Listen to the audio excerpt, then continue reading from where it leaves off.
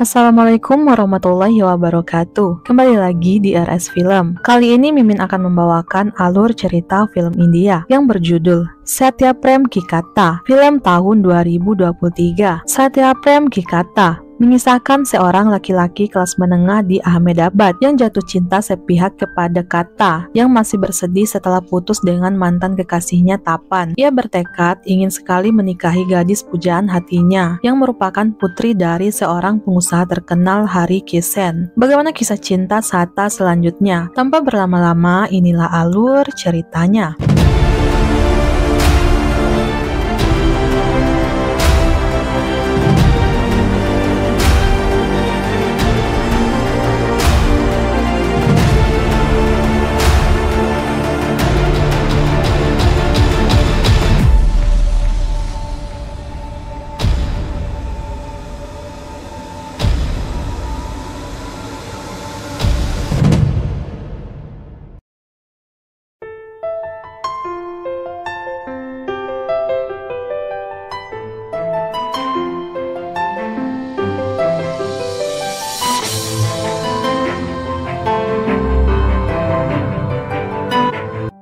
Satyaprem atau biasa dipanggil Satu merupakan pria baik hati yang berasal dari Gujarat, namun ia gagal lulus dalam pendidikan hukum. Ia tinggal bersama ayahnya Narayan, ibunya Diwali, dan saudara perempuannya Sejal. Berbeda dengan rumah lainnya, ibu dan saudara perempuannya merupakan anggota rumah tangga yang berpenghasilan, sehingga ia dan ayahnya sama-sama menganggur, sehingga ditugaskan melakukan semua pekerjaan rumah tangga. Satu frustasi karena dialah satu-satunya bujangan yang tersisa di lingkungannya. Setelah banyak permintaan, ibunya menolak mencarikan pengantin untuknya, tapi ibunya sibuk mencari pengantin pria untuk putrinya, yang membuat Satu cemburu. Satu memberitahu ayahnya bahwa dia masih mencintai gadis yang dia lihat beberapa tahun yang lalu di Garba. 1 tahun yang lalu, Satu bertemu dengan seorang gadis IT yang pintar di Ahmedabad yang bernama Katha Kapadia. Katha adalah putri dari pengusaha kaya. Satu menyukai gadis itu, namun Katha telah memiliki pacar yang bernama Tapan, hingga membuat Satu menjadi kecewa. Kembali ke masa sekarang, Narayan mengetahui Satu masih mencintai Katha. Ia mendapat kabar bahwa Katha telah putus dengan pacarnya. Ia memberitahukan kepada Satu bahwa putranya masih punya kesempatan mendekati Katha, karena ternyata Katha belum menikah dengan pacarnya. Mendengar hal ini membuat Satu sangat senang. Ia bersemangat ingin bertemu dengan Katha dan mengungkapkan cintanya sekali lagi. Ia mengunjungi perayaan Garba bersama ayahnya Narayan. Ia berharap bisa melihat tarian Katha lagi. Di sana mereka bertemu ayah Katha, Hari Kishen, seorang pengusaha kaya yang memiliki toko makanan ringan populer, bersama ibu dan adik perempuannya Kinjal. Dia mengetahui dari mereka bahwa Katha sedang sakit. Hal ini membuat Satu sedikit kecewa. Narayan berkata lebih baik Satu menjenguk Katha untuk menarik simpati gadis itu.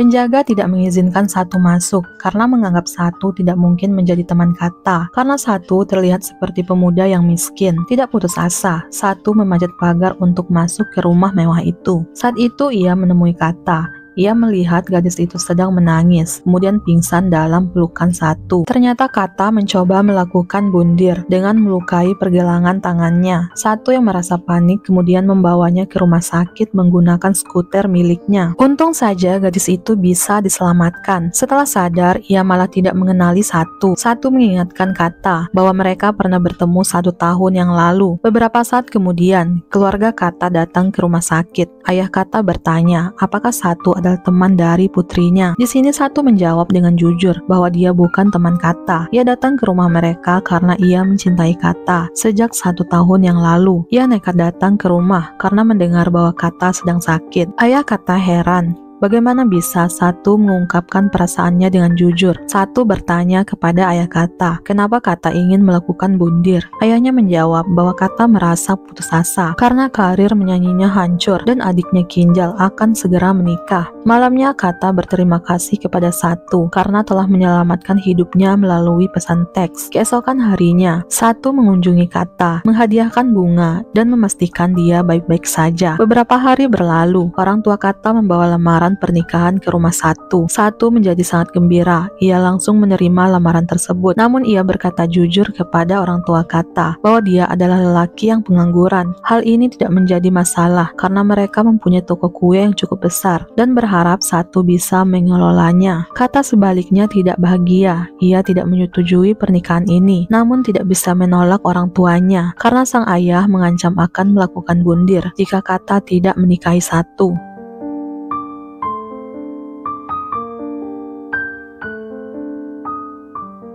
Setelah menikah, Kata mengatakan bahwa dengkuran Satu mengganggu tidurnya. Hal ini mengakibatkan Satu harus tidur terpisah dan berusaha mengatasi masalah dengkurannya. Kejadian seperti ini terjadi selama beberapa hari. Satu bahkan datang ke dokter untuk mengobati dengkurannya. Suatu malam, Satu dengan marah mempertanyakan apakah dia benar-benar tidak nyaman dengan dengkurannya atau apakah itu hanya alasan untuk tidak dekat dengannya. Kata mengakui dia berbohong dan mengatakan kepadanya bahwa dia tidak tertarik dengan suaminya, bahkan tidak tertarik dengan laki-laki lain. Hal ini membuat Satu terkejut. Terungkap bahwa Tapan telah memperkaos Kata setahun sebelumnya setelah perayaan Garba. Dia hamil dan harus mengakhiri kehamilannya itu. Kejadian ini membuat Kata depresi, sehingga ia takut memulai hubungan yang baru dengan lelaki manapun. Merasa frustasi, Satu memberitahu mertuanya hari Kisen keesokan harinya bahwa jika situasinya tidak membaik, dia akan mengakhiri pernikahannya dan bercerai. Satu merasa mertuanya telah menipunya dan menyembunyikan keadaan Kata sebelum pernikahan. Hari Kisen menasihatinya untuk memberikan Kata lebih banyak waktu. Ia mengikuti saran tersebut. Satu mencoba memenangkan hati Kata. Dia membelikannya hadiah dan mengajaknya berkencan.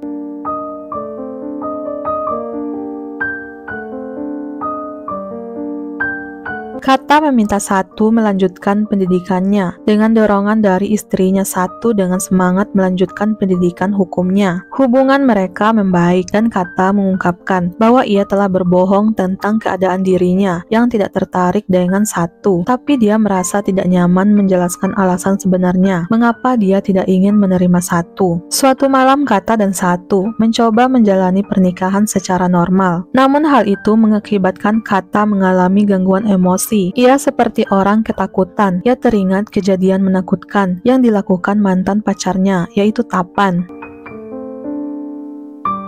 Satu bertanya kepada ayah mertuanya apa yang sebenarnya terjadi terhadap Kata. Ayah mertua mengatakan bahwa Tapan telah memperkaos Kata setahun sebelumnya setelah perayaan Garba. Dia hamil kemudian mengakhiri kehamilannya. Keluarga Kata tidak pernah menceritakan kejadian tersebut kepada siapapun. Karena semua itu, Kata merasa tidak nyaman menjalin hubungan dengan lelaki manapun. Satu sangat marah kepada mertuanya. Sedangkan di rumahnya, keluarga Satu mempertanyakan sikap Kata terhadap suaminya yang tidak ingin berbagi kamar dengan Satu. Kali ini Kata mengatakan dengan jujur apa yang dialaminya, bagaimana ia mendapatkan perlakuan tidak pantas dari mantan pacarnya 1 tahun yang lalu hingga ia mengakhiri kehamilannya. Sejak kejadian itu membuat Kata menjadi trauma dekat dengan laki-laki. Keluarga Satu terkejut mendengar pengakuan Kata. Satu kemudian menunjuk ke tempat kerja Tapan lalu memukulnya meskipun telah mengetahui semua kebenaran tentang Kata. Baik Satu maupun keluarganya ternyata bisa menerima Kata dengan baik.